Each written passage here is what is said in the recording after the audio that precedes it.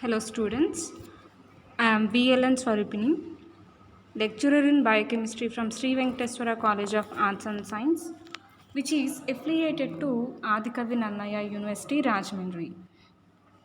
Now I would like to discuss about 6th semester biochemistry topic germ theory of disease. Okay.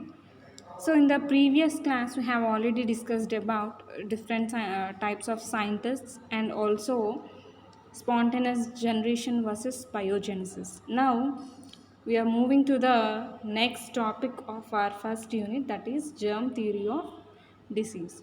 So the germ theory of disease is basically a method for the identification of the microorganism which is causing a disease. That means here by following this germ theory of disease we can identify the causative agent of any new disease.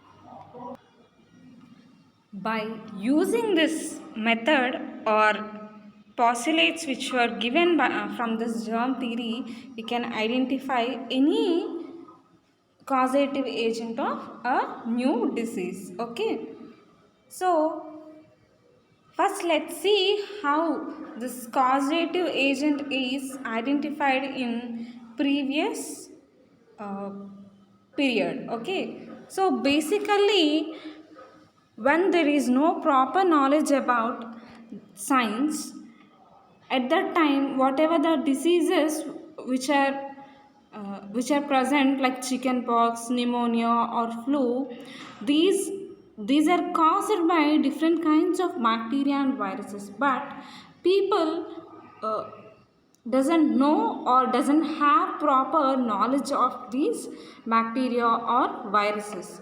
So for any disease they used to treat it in different way.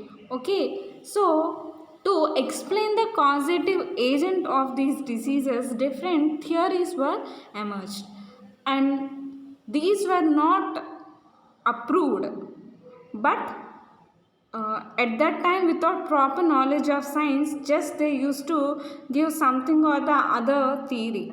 Okay, such type of theories are like supernatural theory of diseases and miasmatic theory. So if you see about the supernatural theory of disease, this is a quite common thing which people used to think that this is a supernatural power because of which this disease is caused. They used to tell due to supernatural powers or due to negative energy or due to negative uh, theory, sorry, negative energy these diseases are used to cause. Okay, so they named it as supernatural theory of diseases. Okay, and also there is a miasmatic theory which evolved in the ancient period, and they used to treat, if any disease is caused they to treat it as it is caused by a bad air or bad vapors. Okay, so they used to consider diseases are caused by bad air or poisonous air or by bad or poisonous vapors. So they call this theory as miasmatic theory. Okay, so this sort of thus approved theories were explained by different kinds of people.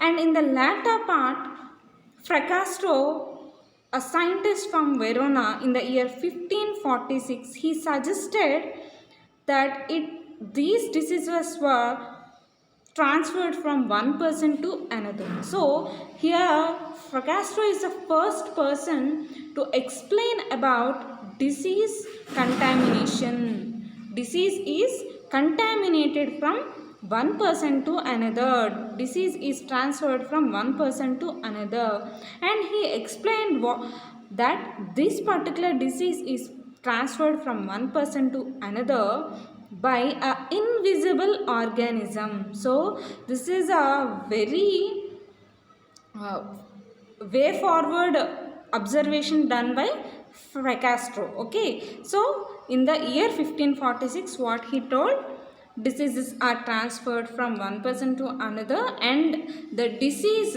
transfer is responsible by a invisible organism. Okay, so and he wrote a book based on his observations and theory, and he named his book as On Contagion. Okay, so On Contagion is the book written by Fracastro, in which he explained his theory and his observation regarding disease transmission. Okay, so this is about Fracastro.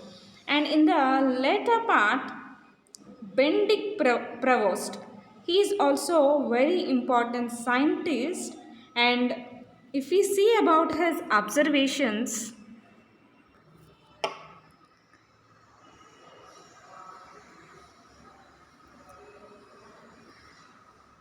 so and the next one is Benedict Prevost.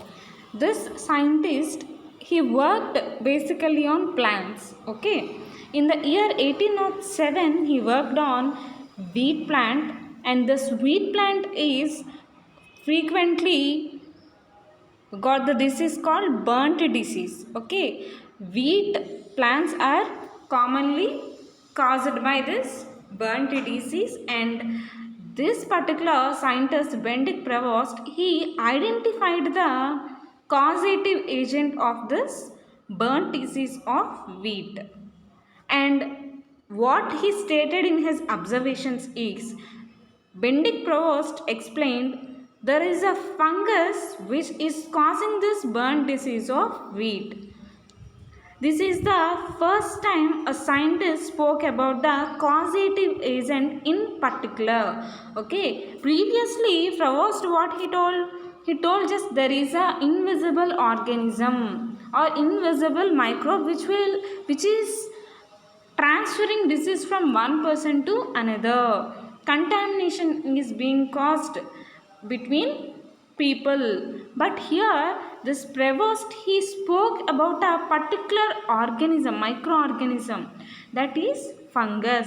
This fungus is causative agent of burnt disease in wheat plants. Okay, and this particular observation or his findings were very advanced for that period. Okay, and in the later part there is another scientist called DJ Devine. Okay, sorry, CJ Devine, and this scientist discovered that bacteria can act as a specific antigen or agent for infectious diseases in animals. Okay, so what he explained, bacteria is causing an infectious disease in animals, and he made his observations through anthrax disease. Okay, in the year 1863, what he demonstrated is, this diseases in animals were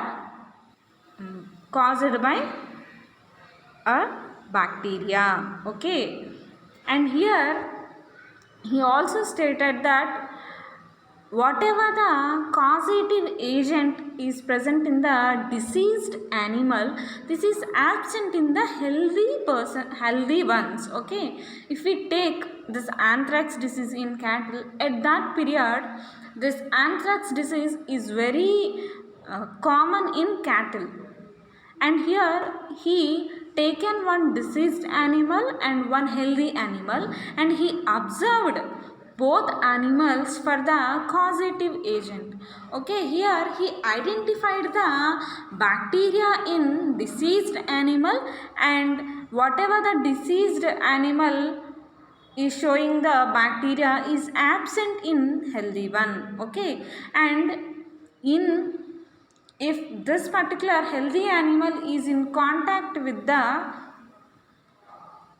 diseased animal, this disease is being transferred from the healthier one also.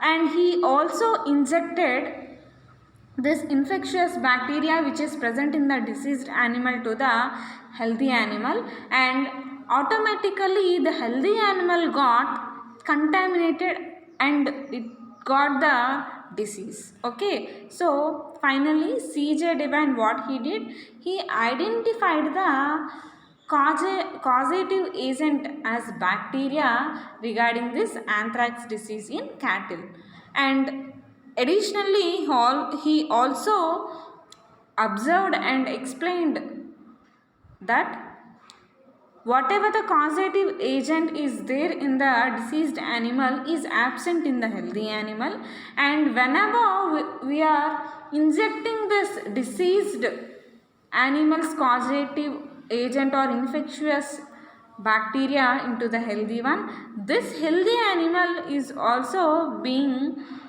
infected with that particular disease. So these are the findings of C.J. Devine. So all these scientists, what are they trying to tell, or what are they trying to explain?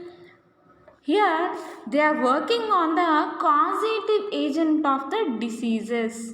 Okay, what disease is caused by which microorganism? So how this microorganism is contaminating or transferring disease from one animal to another or one person to another. Okay, so these are the findings of few scientists, and next comes most important experiment, that is Louis Pasteur experiment.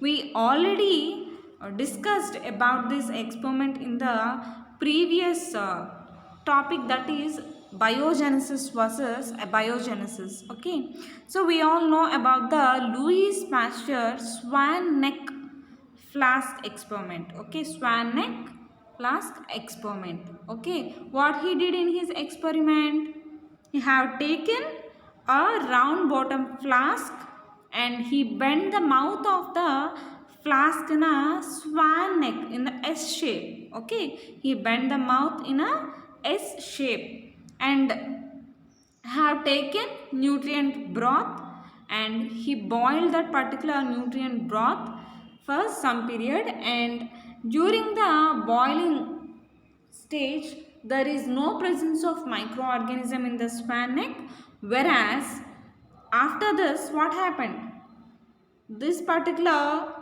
broth consists of few microorganisms. Okay, and here during the heat condition what happens, microbes will die, but which are the heat resistant bacteria are present, they will be converted into endospores, and during favorable conditions these will be again converted into bacteria. Okay, and by continuous boiling what happens, after continuous boiling this broth will not produce any microorganisms if we leave that broth for long period of time.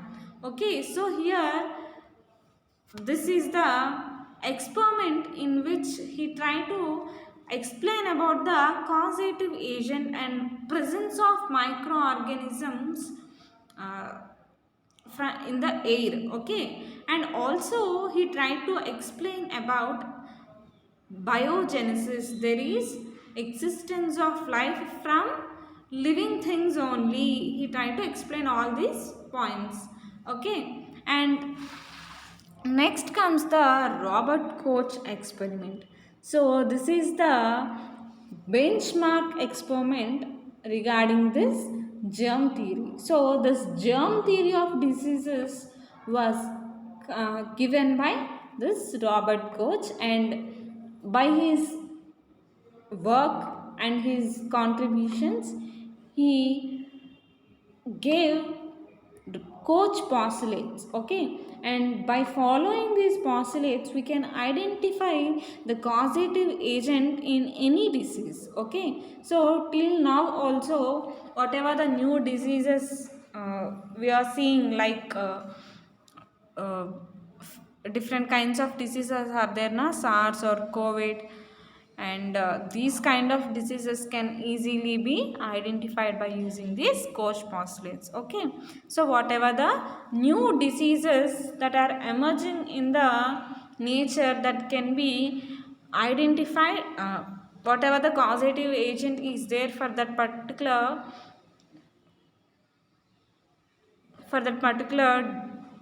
diseases can be identified by using this Koch postulates. If you see about this Robert Koch, this Robert Koch is a scientist and he performed series of experiments to confirm germ theory of disease on anthrax disease of cattle. Okay, initially he worked for the anthrax disease in cattle. Okay, and he identified spores of anthrax bacilli.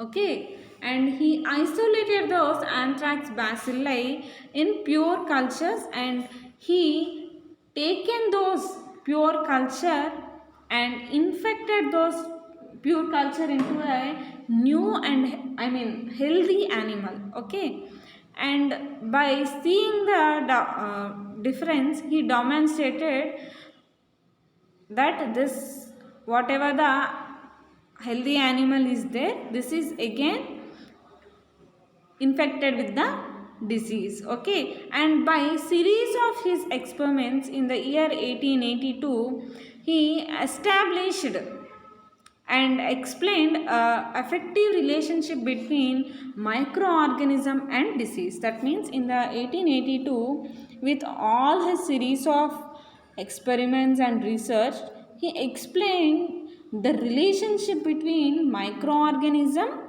and also the disease. Okay, so finally he explained some steps to identify the causative agent of the disease, and he named them as Koch postulates. Okay, Koch postulates. So now let's see about this Koch postulates.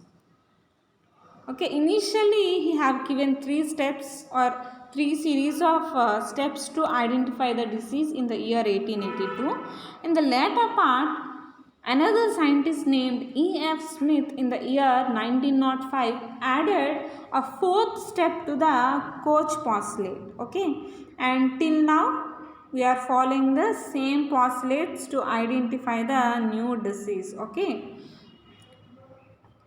So in the first step, what he did is the organism which is found with the disease. Okay, that means the diseased animal, it is taken and that particular animal is diseased. That means it is killed. Okay, and in the second step, we should isolate the organism or microorganism which is infecting that particular animal by using pure cultures. That means that particular animal which is diseased is killed in the first step, and different samples from that animal body are taken, and these samples were grown in different cultures. Okay, and whatever the cultures are developed in the nutrient medium, those particular pure cultures are again isolated in the third step, and these are inoculated to the healthy host animal. Okay, so in the third step, what he did, have taken the sample from the pure culture and inoculated to the healthy animal. Okay, and now this is the, if that particular animal, healthy animal, shows the same characteristics or same symptoms of the disease which was diseased in the first step, then we should take that particular organism as the causative agent for the disease. Okay, so these three steps were explained by Koch, but in the fourth step, so if you see the diagram here, in the first we'll take the diseased animal. Okay, so this is the diseased animal, and when we take this diseased animal,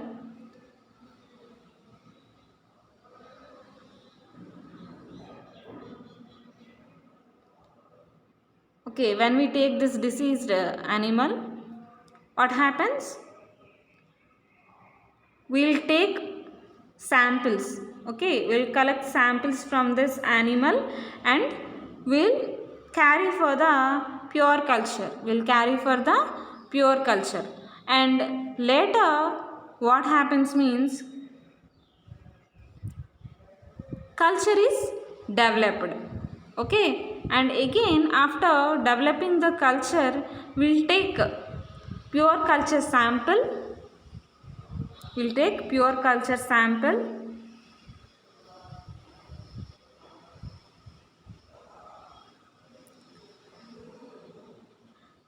and it is inoculated to the healthy animal. Okay, and this animal is again infected with the disease and this will be again infected with the disease and finally it will be dead. And later what happens means again we should collect blood samples from the tissues of this animal, blood samples of this animal, and again we should undergo development of pure cultures. We should undergo pure cultures and again pure culture must be the same, must be the same as of the first one. Okay, here we develop now in the second step. So same pure culture should be formed. Okay, this is how this Koch developed his postulates. Okay, so if you see the postulates, postulate one is the suspended pathogenic organism should be present in all cases of the disease and absent from healthy animals. That means the pathogen organism should be present in the diseased animals or diseased persons and should be absent in healthy animals and healthy persons. Coming to second postulate, the suspected organism should be grown in pure culture. So that means we should collect the samples from the diseased animal or diseased person and we should grow pure cultures.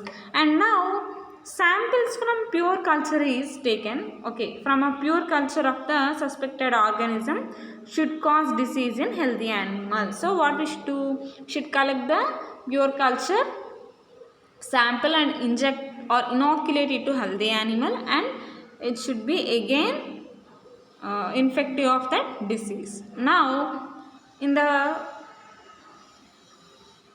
fourth postulate, the organism should be inoculated and should be the same as the original. Okay, so whatever the pure culture we have got in the fourth step should be similar to the whatever the pure culture we have developed in the second step. So this is how we can identify a organism. Okay, this is how we can identify a organism. So this is about Koch postulates, and alternatively we should also do the same with the healthy animal. We should collect healthy animal samples and undergo development of pure cultures and there will not observe any kind of microorganism which is related to the pure culture developed in the diseased animal. Okay, if you observe this, if you observe this, so if you observe this, see here this particular pure culture consists of microbes and here the pure culture developed from the healthy animal doesn't show any microbial growth. Okay, so this is one of the difference for healthy animal and diseased animal. Okay, so these are the Koch postulates which will help us to identify the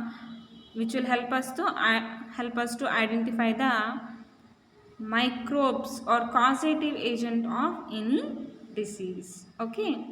So next topic is role of microorganisms in fermentation. So here basically why we are reading this topic means, why we are seeing this topic means, we have seen about Robert Koch. So we have seen major of his works in this unit, and of which fermentation is a major thing. Okay, so Louis Pasteur is a major scientist who explained about fermentation, and we have seen major experiments and major contributions of Louis Pasteur in this unit. Now we are going to see how fermentation is related to the microorganisms. That means how different kinds of microorganisms are involved in the fermentation technology to produce different kinds of economically important products. Okay, basically first let's see what is fermentation. Okay, here fermentation is the anaerobic decomposition of sugars or starches. Okay, anaerobic decomposition of sugars or starches. Here these sugars or starches we call them as carbohydrates, and these undergo decomposition in organic material like cereals and fruits, and ultimately they develop ethyl alcohol, carbon dioxide, methane, or in few cases economically important products by microorganisms such as bacteria and yeast. So when we are seeing this definition, you can understand this particular fermentation is carried by using bacteria or yeast. Okay, so now let's see how different kinds of microorganisms play an important role, and here before that we should see the important characters of this microorganisms which are responsible for the fermentation. That means these are the best characters that should be present in any microorganism which we are selecting it for the commercial production of different products by using fermentation. Okay, if we are going to develop any economically important products using fermentation technology, and in that method obviously we need different kinds of microorganisms for different products. So in that regard we should see some best qualities in that particular microorganisms. So let's see what are those characters. So firstly, high surface area to volume ratio. That means high surface area is required in the bacteria or microorganism, and at the same time transportation of nutrients. So it should be able to transport nutrients in a good manner, and it should be genetically adaptable. That means this microorganisms, it should be genetically adaptable.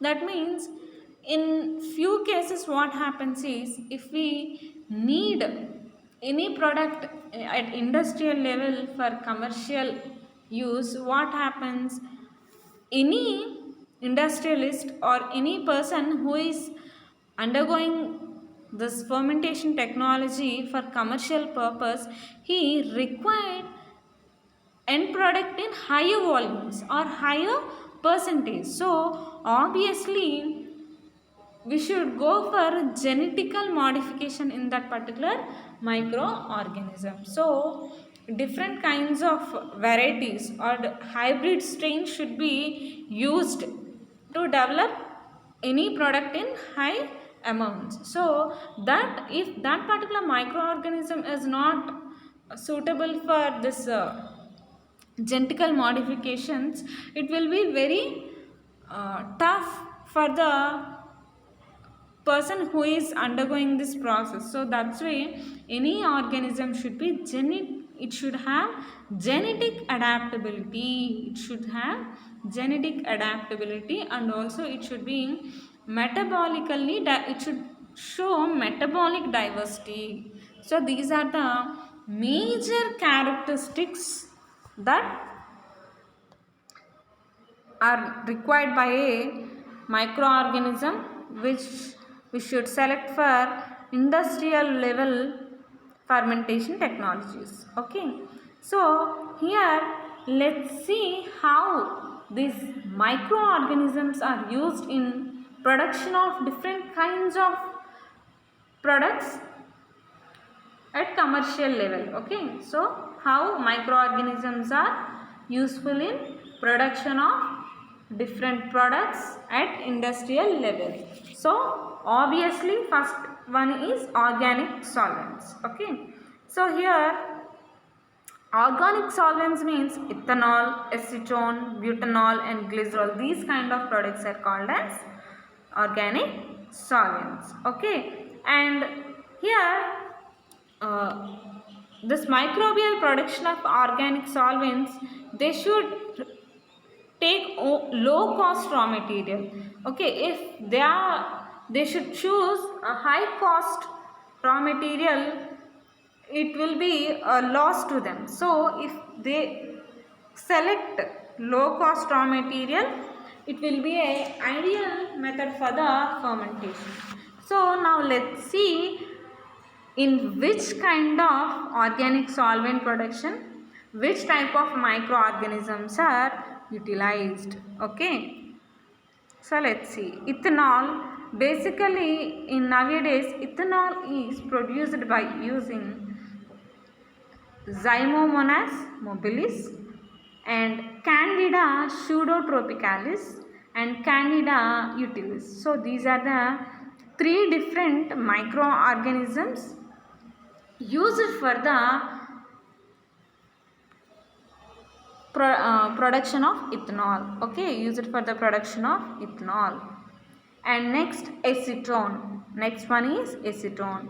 Acetone is produced exclusively from Clostridium species. Okay, like any kind of Clostridium species, according to their availability and according to their suitability, they'll select Clostridium species. And next one is butanol. Butanol is produced by using Clostridium acetobotulicum. Clostridium acetobotulicum. And glycerol is produced from Bacillus subtilis and Dunaliella salina. Dunaliella salina. And this Dunaliella salina is a algae. Okay, Bacillus subtilis is a bacteria. So till now we discussed about bacteria, and now ethanol is also produced by fungal agents like Saccharomyces cerevisiae and Saccharomyces ellipsoidans. Okay, so these are the few microorganisms play an important role in the production of organic solvents. Now let's see about the organic acids. Here the organic acids are like gluconic acid, lactic acid, acetic acid, ascorbic acid, citric acid. So let's see few of them microorganisms which are helpful in the production of these organic acids. So here citric acid. Citric acid is produced from fungal agents like Aspergillus niger, Aspergillus clavatus, Aspergillus venti and Penicillium lactum, Candida catenella, Candida lipolytica. So these are all the important fungal agents responsible for the production of the citric acid. And the next one is gluconic acid.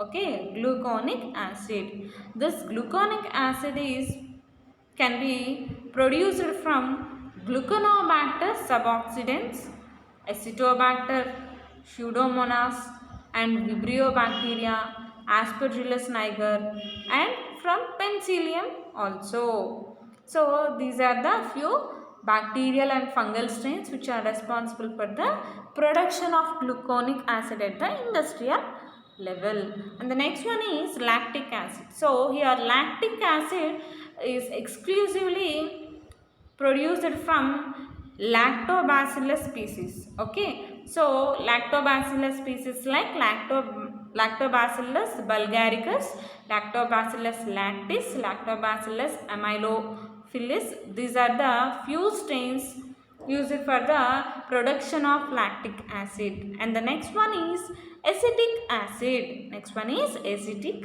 acid. So here Gluconobacter, Acetobacter acetic and Acetobacter peroxidans are the few microbes which are responsible for the production of acetic acid. And the next one is vinegar, and this is developed or produced from Acetobacter malarum. Okay, and the next one is ascorbic acid, and this ascorbic acid means nothing but vitamin C. Okay, and this vitamin C or ascorbic acid can also be studied under the section of vitamins, but we have already written here now, so you can see here this ascorbic acid is developed from Acetobacter species and Gluconobacter species. Okay, and the next important one is antibiotics. We all know how important these antibiotics in nowadays. So we know usage of antibiotics increased to large extent in last few centuries, and now we know how many kinds of antibiotics are developed industrially. So these antibiotics really play very important role in disease treatment. Okay, different kinds of infections uh, like bacterial, viral, these are treated by this antibiotics. Okay, so let's see about these antibiotics. Okay, so we all know penicillin is the first ever antibiotic identified, and this can be commercially developed by using Penicillium notatum and Penicillium chrysogenum. Penicillium notatum and Penicillium chrysogenum. And the next one is cephalosporin. So these cephalosporins are kind of antibiotics. So these are developed from cephalosporin, acromonium and streptococcus species. Okay, sorry, streptomyces species. So cephalosporins are developed from cephalosporin, acromonium and streptomyces species. And next, aminoglycosides. These are also kind of antibiotics, and these type of antibiotics contain streptomycin and neomycin as important antibiotics, and we all know how important the streptomycin and neomycin are. And streptomycin can be developed by using Streptomyces gracius, and neomycin can be developed from Streptomyces fradii. Okay, and the next one is tetracyclines, and these can be developed from Streptomyces aureus and Streptomyces flavus. Okay, and next one is macrolitis. Okay, macrolitis can have erythromycin as the major antibiotic, and this erythromycin can be produced from Streptomyces erythraeus. Okay, and next, aromatic antibiotics like chlorophenicol can be developed from Streptomyces venezuelae, and griseoflavin can be developed from Penicillium patulum. Okay, next, nucleoside antibiotics like puromycin can be developed from Streptomyces albiniger. Okay, next one is amino acids. So here amino acids are commercially important, and why these are important means in few patients uh, who are malnutritious, these patients can be given amino acids as dietary supplements, and also amino acids have many commercial importances. So these amino acids are also developed commercially. So glutamic acid is developed from Corynebacterium glutamicum. Okay, glutamicium. Corynebacterium glutamicium. In the same way, lysine is also produced from Corynebacterium glutamicium, and also Barbibacterium flavum is also used for lysine production. And the next one is threonine and phenylalanine. Okay, both are similar kind of amino acids. So both are developed from E. coli and Corynebacterium glutamicium. And next tryptophan and aspartic acid, these are developed from E. coli. Okay, next vitamins. We all know these vitamins are very essential, particularly B12. Okay, so this B12 vitamin is very important for the patients who are ill and who are anemic. These patients were given vitamin B12 in the form of capsules or in the form of tonics. So this vitamin B12 can be uh, produced by using bacillus and streptomyces olivaceus and podo pseudomonas, and can also be produced by Ash- Ashbia gassipa, and this Ashbia gassipa and podos Podosodomonas, these are the hybrid strains used for the production of vitamin B12, and vitamin A is produced from Coinifera cucurbitum. Okay, and next food products like cheese, yogurt, curd, bread, chocolate, soya sauce, these can also be produced by using microorganisms. Okay, so cheese is also a fermented product. Of course, all these are fermented products, and during their production or during the process, these microorganisms are utilized. Okay, let's see. In cheese, Streptococcus species and Arthrobacter species are commonly used, and in yogurt preparations, Streptococcus thermophilus and Lactobacillus bulgaricus are commonly used. And regarding curd, Streptococcus lactis and Streptococcus thermophilus are used. And in production of bread, we all know Saccharomyces cerevisiae is used. And along with these, chocolate.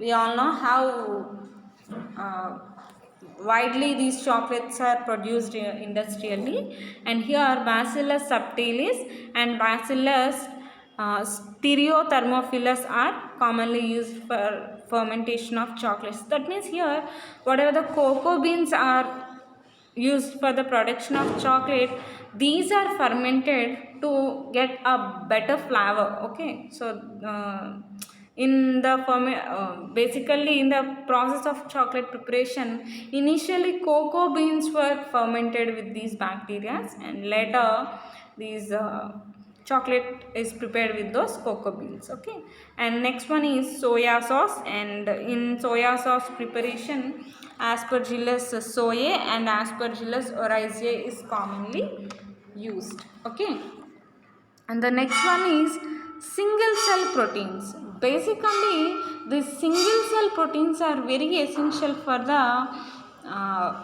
health. Okay, in few countries for these are used as a main meals. Okay, and few athletes also take these single cell proteins as their diet. Okay, so let's see, bacteria like Pseudomonas species, Methylophilus methylotrophus are used as single cell proteins, and yeast products like Saccharomyces lipolytica, Candida utilis, Saccharomyces cerevisiae, Lycobacillus bulgaricus. Basically, this Lycobacillus bulgaricus is a bacteria. So these are also used as single cell proteins. And other products like Aspergillus niger, Trichoderma viridae are also used as single cell proteins. And algal species like Spirulina maxima and Chlorella pyrenoidosa is also used as single cell protein. Okay. And the next one is alcoholic beverages. Alcoholic beverages. In the preparation of alcoholic beverages, here Saccharomyces cerevisiae is most widely used microorganism. And next move to enzymes. So here alpha amylase is produced from Aspergillus oryzae, Aspergillus niger, Bacillus subtilis and Bacillus licheniformis. So these are the microorganisms which are responsible for the production of